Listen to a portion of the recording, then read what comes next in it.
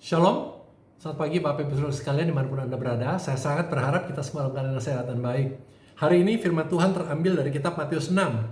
Di Matius 6, ini merupakan firman yang diucapkan oleh Yesus. Ingat, pasal 5 sampai pasal 7 merupakan bagian dari khotbah di bukit. Dan pasal 6 berbicara tentang hal memberi sedekah.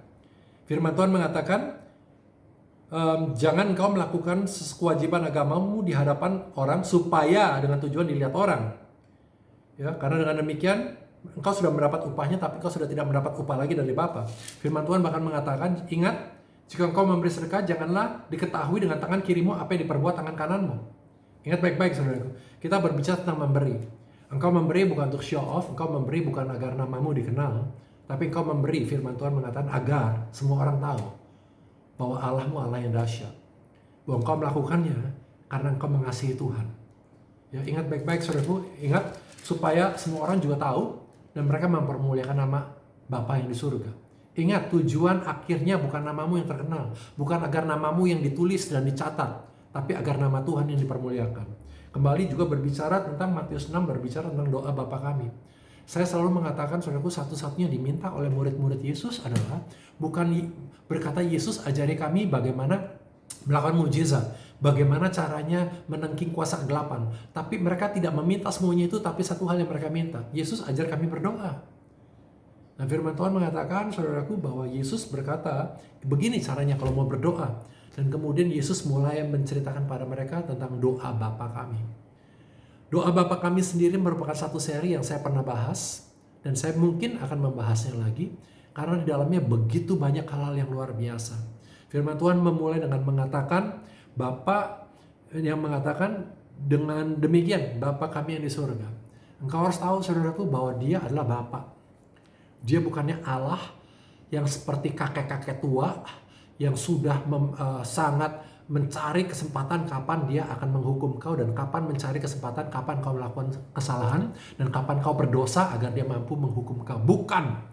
Yang di atas adalah figur Bapa. Figur Bapa yang firman Tuhan mengatakan, kalau Bapamu yang di dunia aja tahu memberi yang baik, apalagi Bapa yang di surga.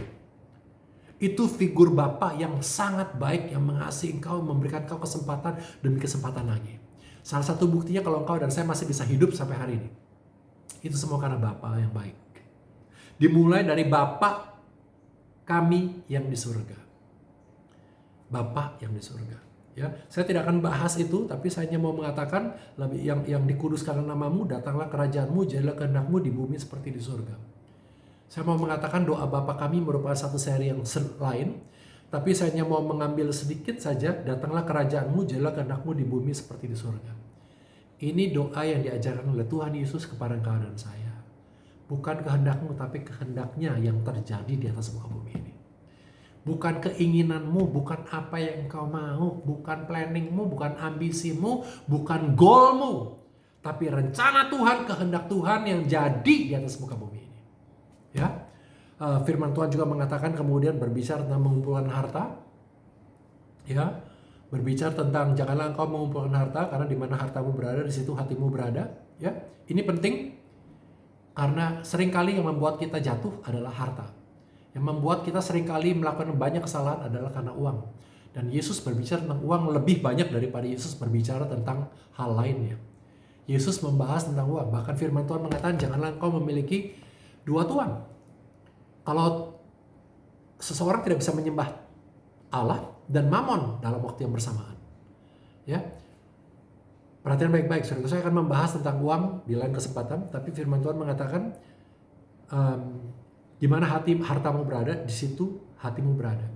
Harta yang kau dan saya miliki harusnya adalah Yesus, yang merupakan harta yang kau miliki dalam bejana tanah liat ini.